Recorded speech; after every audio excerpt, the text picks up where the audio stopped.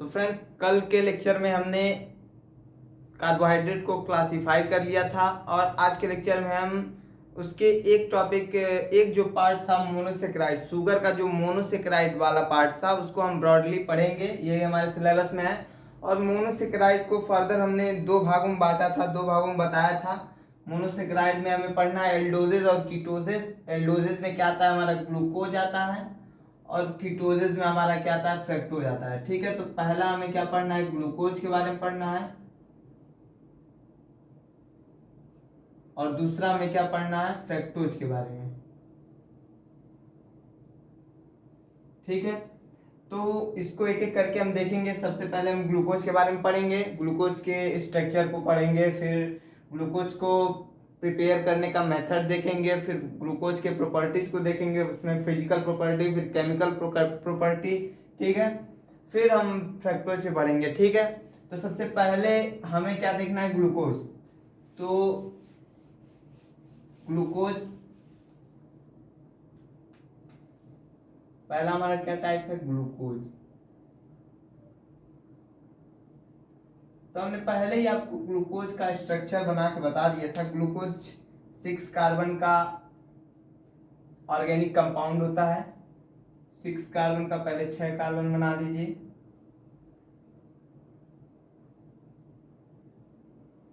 ठीक है, अब फर्स्ट वाले कार्बन पे क्या होता है, एल्डिहाइडिक ग्रुप होता है, CHO।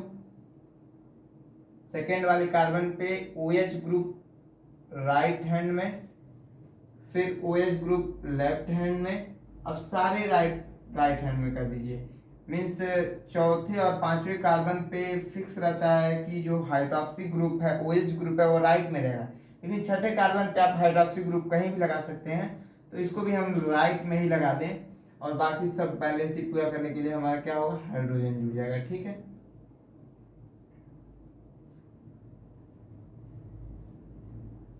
तो ये हमारा क्या हो गया, ग्लूकोज का स्ट्रक्चर हो गया। मॉलिक्यूलर फार्मूला क्या होता है, मॉलिक्यूलर फार्मूला हमारा होता है C6H12O6। ठीक है, स्ट्रक्चरल फार्मूला क्या होता है, स्ट्रक्चरल फार्मूला हमारा यही होता है। ठीक है, अब हमारा नेक्स्ट आएगा, ये क्या है, ग्लूकोज। ठीक है, अब इसका IUPAC नेम क्या होगा,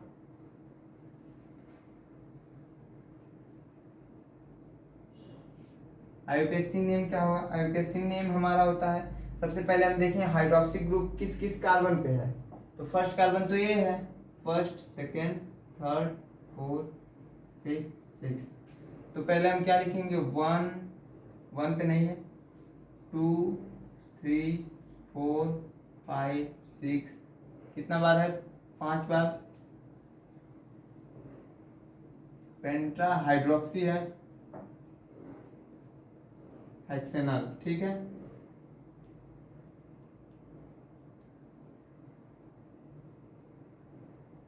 ठीक है, तो ये हमारा क्या हो गया, यूपीएससी नेम हो गया ग्लूकोज का। अब नेक्स्ट हमारा क्या आएगा, इसको प्रिपेयर करने का मेथड, प्रिपरेशन ऑफ ग्लूकोज। ठीक है, ग्लूकोज को प्रिपेयर करने का मेथड।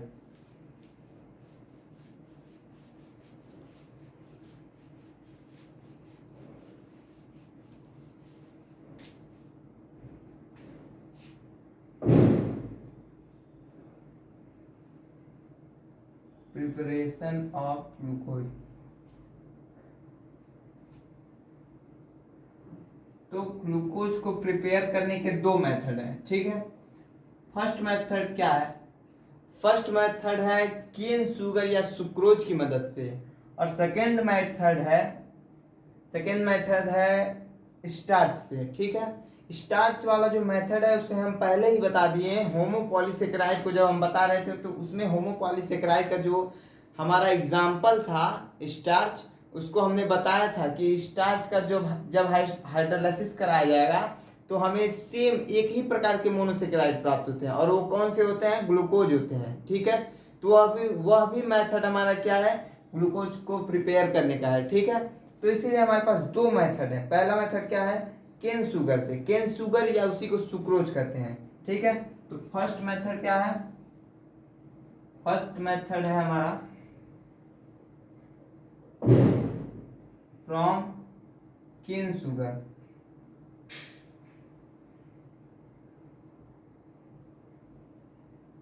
या इसी को क्या कहते हैं, इसी को कहते हैं सुक्रोज। ठीक है, तो इसके लिए हमें क्या करना पड़ेगा, इसके लिए हमें करना ये पड़ेगा कि हम सुक्रोज को जो ले, सुक्रोज का पहले मॉलिक्यूलर फार्मूला क्या होता है आपको पता होना चाहिए। सुक्रोज का मॉलिक्यूलर फार्मूला हमने बताया भी था इसके पहले, C6H22O11। ठीक है, ये हमारा क्या है, सुक्रोज का फार्मूला है या केन शुगर है। ठीक है, अब इसको H2O के साथ किसी एसिड कैटलिस्ट की उपस्थिति में जब हाइड्रोलाइसिस कराया जाएगा तो क्या हमें प्राप्त होगा, हमें ग्लूकोज C6H12O6 और साथ साथ क्या मिलेगा, फ्रक्टोज। तो फर्स्ट हमें क्या मिला, ग्लूकोज, और सेकेंड हमें क्या प्राप्त हुआ, फ्रक्टोज। ठीक है, तो ये हमारा क्या है, केन शुगर से ग्लूकोज बनाने का मेथड है, क्या सुक्रोज से ग्लूकोज बनाने का मेथड है। ठीक है, तो इसको हम लिख लेते हैं, sucrose undergo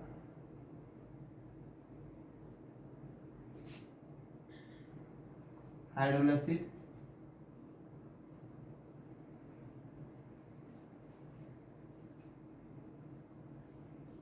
at the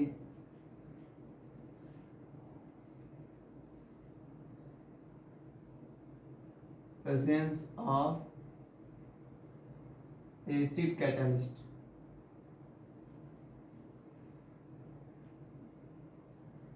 gives glucose and fructose। ठीक है, तो ये हमारा क्या हो गया, यह हमारा केन शुगर से ग्लूकोज बनाने का मेथड हो गया। ठीक है, केन शुगर से या कह सकते हैं सुक्रोज से, सुक्रोज से ग्लूकोज बनाने का क्या हो गया, मेथड हो गया। ठीक है, ये हमारा फर्स्ट मेथड हो गया।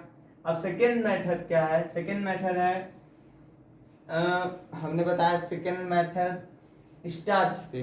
ठीक है, स्टार्च से ग्लूकोज बनाने का मेथड है। तो स्टार्च से ग्लूकोज कैसे बनाएंगे ये हमने बताया भी है आपको।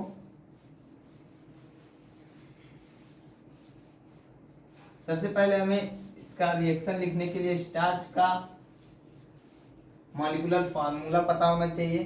ठीक है, तो दूसरा हमारा क्या है, दूसरा हमारा है फ्रॉम स्टार्च। ठीक है, अब स्टार्च का मॉलिक्यूलर फार्मूला क्या होता है यह भी हमने उस दिन बताया था आपको, C6H10O5 होल का n। अब इसको वाटर की उपस्थिति मतलब जल अपघटन कराना, मतलब हाइड्रोलाइसिस कराना है, तो वहाँ पर वाटर होगा ही। यहाँ पर n मोल H2O लेते हैं और किसी एसिड कैटलिस्ट की उपस्थिति में इसका जब हाइड्रोलाइसिस कराया जाता है तो हमें केवल और केवल ग्लूकोज प्राप्त होता है C6H12O6 और कितने बार, n टाइम्स। ठीक है, यह क्या है, केवल और केवल glucose.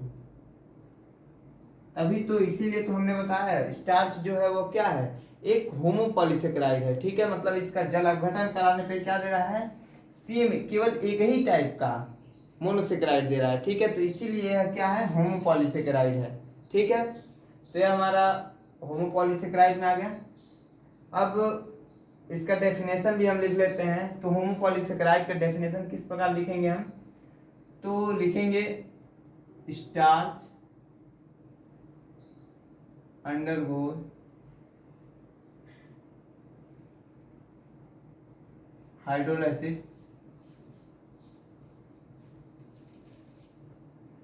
starch undergo hydrolysis with the presence of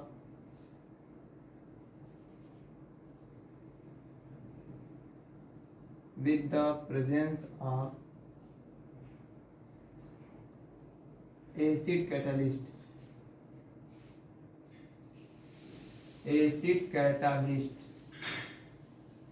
the presence of acid catalyst gives only glucose. ठीक है, गिव्स ओनली ग्लूकोज। मतलब स्टार्च का केवल एसिड कैटालिस्ट की उपस्थिति में हाइड्रोलाइसिस कराने पर हमें केवल एक ही टाइप का कार्बोहाइड्रेट प्राप्त होता है, एक ही प्रकार का मोनोसेकेराइड प्राप्त होता है, जो क्या होता है, ग्लूकोज होता है। ठीक है, और हमें प्रिपेयर क्या करना था, हमें प्रिपेयर भी करना था ग्लूकोज ही। ठीक है, तो ये हमारा हो गया ग्लूकोज को प्रिपेयर करने का दूसरा मेथड। यह क्या है, यह हमारा स्टार्च है। ठीक है, जिसका हम जल की उपस्थिति में, किसी एसिड कैटालिस्ट की उपस्थिति में क्या करा रहे हैं, जल अपघटन करा रहे हैं, तो हमें क्या प्राप्त हो रहा है, ग्लूकोज प्राप्त हो रहा है। ठीक है, ये हमारा दूसरा मेथड हो गया ग्लूकोज को प्रिपेयर करने का। इतना मेथड हमारा सफिशियंट है। अब नेक्स्ट हमारा टॉपिक आएगा, नेक्स्ट टॉपिक क्या आएगा, प्रॉपर्टीज ऑफ ग्लूकोज। ठीक है, तो ग्लूकोज के प्रॉपर्टी में कौन कौन से प्रॉपर्टी आते हैं। पहली बात, आप तो ने किसी भी ऑर्गेनिक कंपाउंड या किसी भी कंपाउंड का जब प्रॉपर्टी पढ़े होंगे तो उसमें दो प्रकार की प्रॉपर्टी आते हैं। फर्स्ट फिजिकल प्रॉपर्टी और सेकंड क्या है, केमिकल प्रॉपर्टी। तो हम पढ़ेंगे क्या, प्रॉपर्टीज ऑफ ग्लूकोज। ठीक है, जिसमें हम क्या पढ़ेंगे, first physical property. Physical property में क्या क्या आएगा। फिजिकल प्रॉपर्टी में सबसे पहले आपको पता होना चाहिए, जो ग्लूकोज होता है वह क्या होता है, एक सॉलिड होता है। ठीक है, ग्लूकोज किस अवस्था में पाया जाता है, सॉलिड अवस्था में, सॉलिड स्टेट में पाया जाता है, सॉलिड होता है। और कैसा सॉलिड होता है, क्रिस्टलाइन सॉलिड।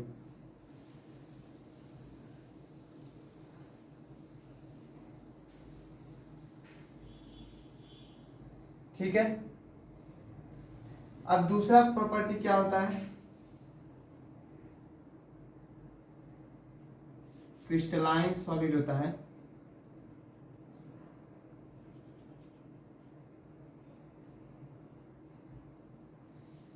ठीक है, दूसरा प्रॉपर्टी हमारा क्या होता है, दूसरा प्रॉपर्टी हमारा होता है कि यह जो ग्लूकोज होता है उसका मेल्टिंग पॉइंट जो होता है, मेल्टिंग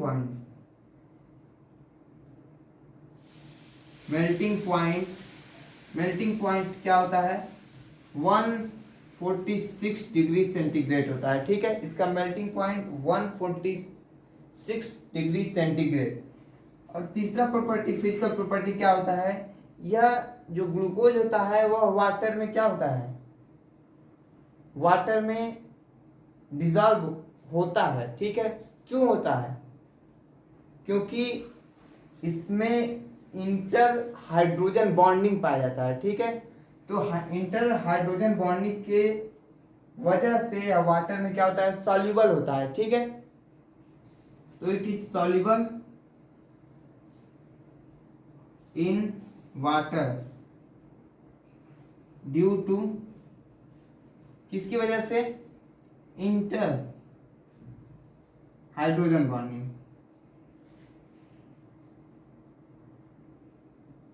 इंटर हाइड्रोजन बॉन्डिंग की वजह से क्या होता है, वाटर में सॉल्युबल होता है।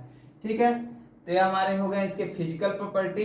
अब हम इसकी केमिकल प्रॉपर्टी पर आएंगे। ठीक है, इसके केमिकल प्रॉपर्टी क्या क्या है, तो इसकी केमिकल प्रॉपर्टी तो बहुत सारे हैं, उसी पे केमिकल प्रॉपर्टी पर ही क्वेश्चन बनते हैं। ठीक है, तो कुछ केमिकल प्रॉपर्टीज को हम सीधा देखेंगे और फिर कुछ केमिकल प्रॉपर्टीज को हम क्वेश्चन के रूप में भी देखेंगे। ठीक है, क्योंकि पेपर में हमारा प्रॉपर्टी ही पूछेगा लेकिन उसको क्वेश्चन के रूप में पूछेगा। ठीक है, तो अब हम क्या देखेंगे, chemical property of glucose.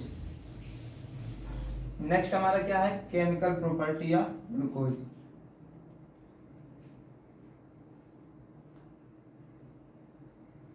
Chemical property of glucose.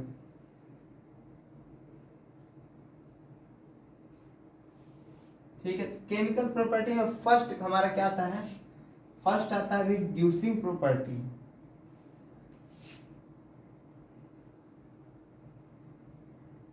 Reducing property of glucose.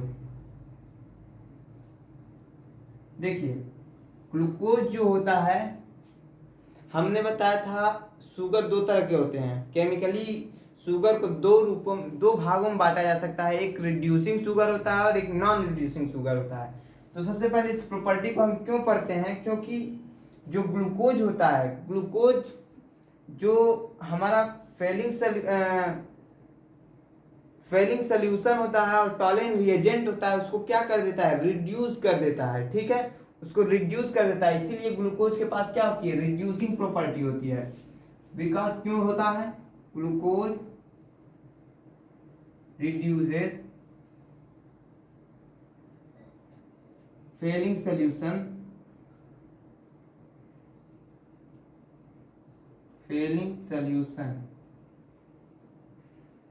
And Tollens reagent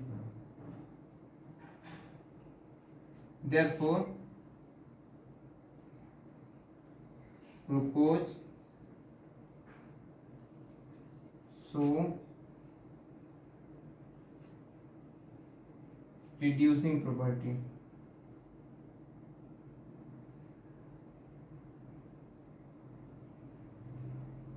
ठीक है, इसीलिए ग्लूकोज क्या करता है, रिड्यूसिंग प्रॉपर्टी शो करता है। ठीक है, क्यों शो करता है, क्योंकि वह फेलिंग सोल्यूशन और टॉलेंट रिएजेंट दोनों को क्या करता है, रिड्यूस कर देता है, इसीलिए ग्लूकोज रिड्यूसिंग प्रॉपर्टी शो करता है। तो अब रिड्यूसिंग प्रॉपर्टी में इसके, जब हमने यहाँ पर बताया कि यह फेलिंग सोल्यूशन को भी रिड्यूस करता है और टॉलेंट रिएजेंट को भी रिड्यूस करता है, इसका मतलब क्या हुआ, हमारे पास दो रिएक्शन मिलेंगे। सबसे पहले फ्रॉम फेलिंग सोल्यूशन, मतलब फेलिंग सोल्यूशन को जब रिड्यूस करेगा, और दूसरा क्या करेगा, फ्रॉम टॉलेंट रिएजेंट, मतलब जब फेलिंग सोल्यूशन से रिएक्शन करेगा तो फेलिंग सोल्यूशन को रिड्यूस करेगा तो रिड्यूसिंग प्रॉपर्टी शो करेगा। फिर दूसरा हमारा क्या होगा, टॉलेंट रिएजेंट से जब रिएक्ट करेगा तो टॉलेंट रिएजेंट को रिड्यूस करेगा तो इसका दूसरा रिड्यूसिंग प्रॉपर्टी शो करेगा। ठीक है, तो हम सबसे पहले क्या लिखेंगे, विथ फेलिंग सोल्यूशन, मतलब फेलिंग सोल्यूशन के साथ। ठीक है, तो फर्स्ट हमारा क्या होगा, फर्स्ट रिड्यूसिंग प्रॉपर्टी में हमारा फर्स्ट क्या होगा, reaction with Fehling solution. First हमारा क्या होगा, ए हमारा क्या होगा, reaction with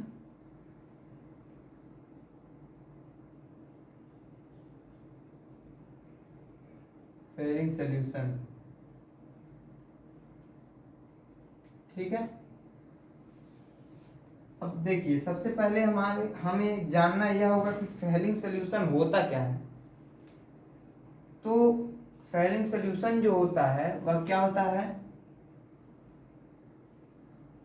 Fehling solution CuO, cupric oxide, cupric oxide ही क्या होता है, हमारा फेलिंग सोल्यूशन होता है।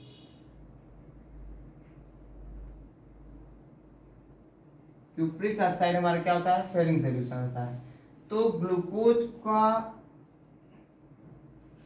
का रिएक्शन जब हम क्यूप्रिक ऑक्साइड से कराते हैं तो हमें क्या प्राप्त होता है, तो हमने बताया कि यह ग्लूकोज जो होता है वह फेलिंग सोल्यूशन को रिड्यूस कर देता है। तो इसका मतलब क्या है, CuO मतलब क्यूप्रिक ऑक्साइड में ग्लूकोज क्या करेगा, इसको रिड्यूस कर देगा। रिड्यूस करने का मतलब क्या है, Cu का जो ऑक्सीडेशन नंबर है उसमें क्या हो जाएगा, चेंज हो जाएगा। ठीक है, इसका मतलब इसको क्या कर देगा, रिड्यूस कर देगा, कम कर देगा ऑक्सीडेशन नंबर को। ठीक है, तो आइए हम देखते हैं इसका रिएक्शन क्या होगा। तो सबसे पहले हमें क्या करना होगा, ग्लूकोज का स्ट्रक्चर बना ले हम। ग्लूकोज का स्ट्रक्चर क्या होगा, सबसे पहले 6 कार्बन बनाएंगे, फिर ये क्या होगा OH, H OH OH OH EH OH H H H H, ये क्या है ग्लूकोज। ठीक है, अब वो ग्लूकोज का हम रिएक्शन किसके साथ कराएंगे, क्यूप्रिक ऑक्साइड के साथ, CuO। ये क्या है हमारा फेलिंग सोल्यूशन है। ठीक है, अब देखिए यहाँ पर 2 मोल CuO लेंगे। ठीक है, अब क्या कराएंगे, इसको हम गर्म करेंगे। ठीक है, अब जब गर्म करेंगे हम तो इसमें क्या होता है, यह जो CuO होता है क्यूप्रिक ऑक्साइड, वह किस में बदल जाता है, Cu2O में। ठीक है, यह क्या होता है, रेड PPT होता है, रेड PPT। रेड PPT का मतलब क्या होता है, लाल अवक्षेप। ठीक है, लाल अवक्षेप होता है। और फिर इसको क्या कर देता है, ग्लूकोज होता है वह किस में चेंज हो जाता है, ग्लूकोज जो होता है C double bond COH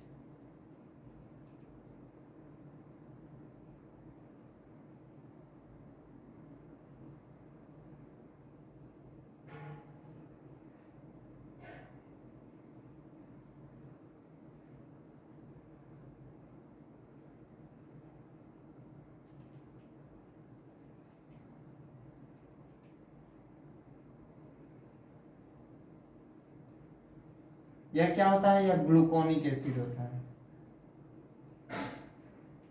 gluconic acid.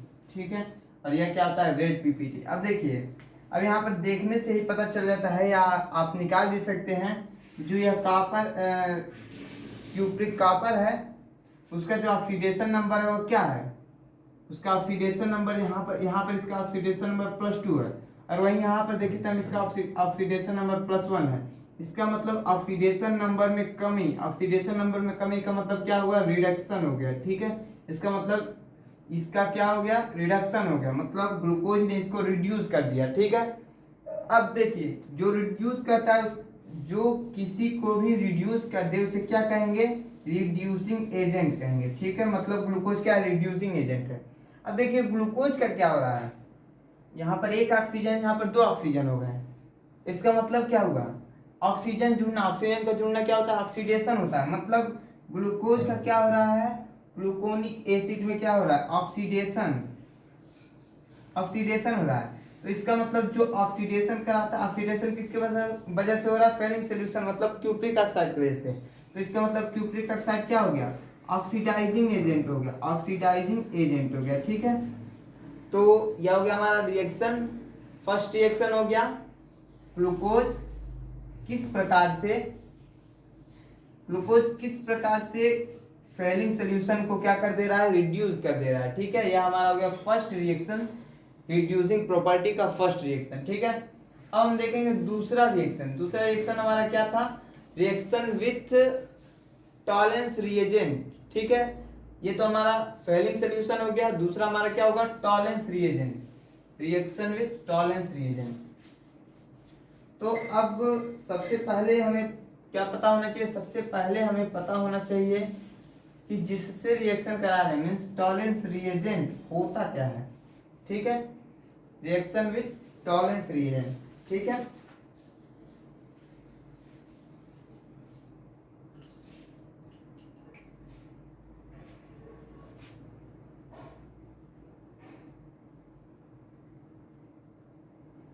Tollens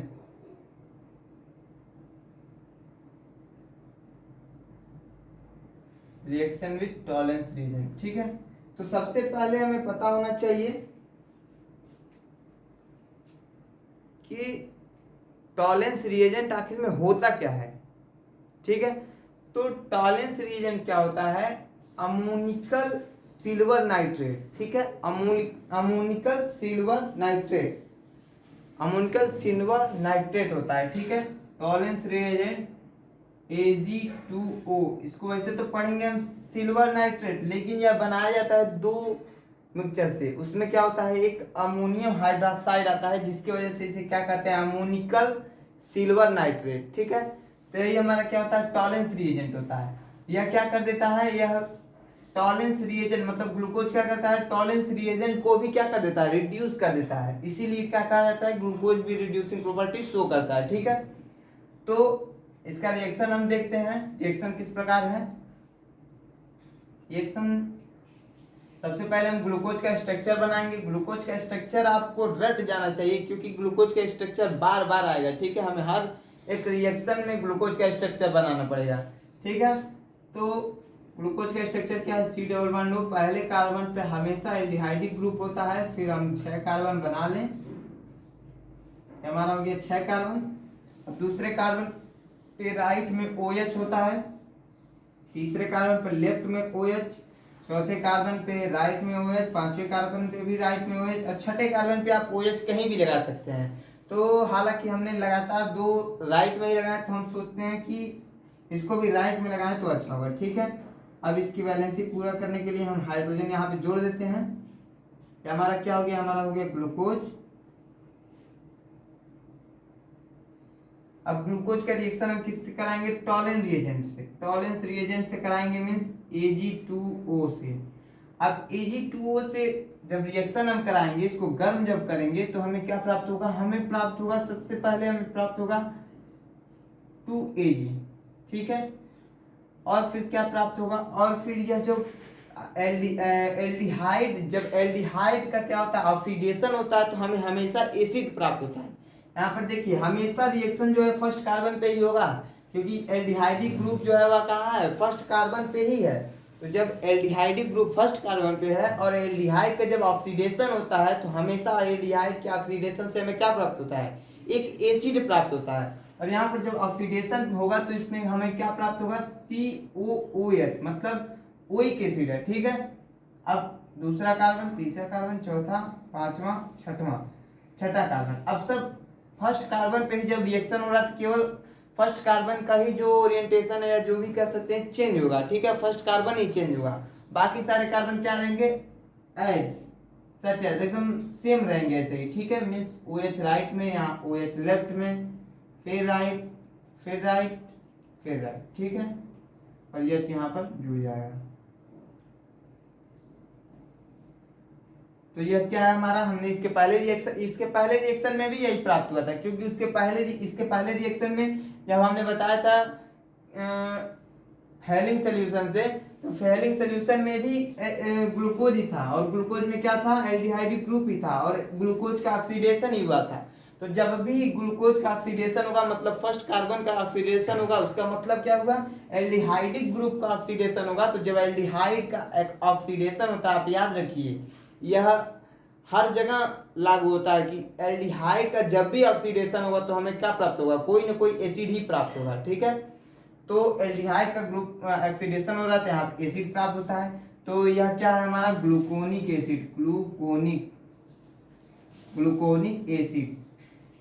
ठीक है, यह हमारा क्या होगा, ग्लूकोनिक एसिड। अब देखिए यहाँ पर ऑक्सीडेशन नंबर क्या है और यहाँ पर ऑक्सीडेशन नंबर, यहाँ पर कुछ ना कुछ ऑक्सीडेशन नंबर जरूर प्राप्त होगा, पर यह क्या है, न्यूट्रल, यहाँ पर ऑक्सीडेशन नंबर होगा ही नहीं। ठीक है, 0 होगा। तो इसका मतलब क्या होगा, Ag2 का क्या हो रहा है, Ag2O। ठीक है, अमोनिकल सिल्वर नाइट्रेट का क्या हो रहा है, ऑक्सीडेशन रिडक्शन हो रहा है। ठीक है, इसको रिड्यूस कर दे रहा है ग्लूकोज, और ग्लूकोज खुद का क्या कर रहा है, मतलब ग्लूकोज का क्या हो रहा है, ऑक्सीडेशन हो रहा है। ठीक है, तो यह क्या हो गया, ऑक्सीडाइजिंग एजेंट हो गया, क्योंकि यह इसको ऑक्सीडाइज कर रहा है। और यह क्या हो गया, रिड्यूसिंग एजेंट हो गया। यह क्या हो गया हमारा, रिड्यूसिंग एजेंट हो गया। ठीक है, तो इस तरह से यह हमारा दूसरा केमिकल प्रॉपर्टी भी शो हो गया कि जो ग्लूकोज है वह टॉलेंस रिएजेंट को भी क्या कर दे रहा है, रिड्यूस कर दे रहा है। इसका मतलब क्या हो गया, ग्लूकोज रिड्यूसिंग प्रॉपर्टी शो करता है।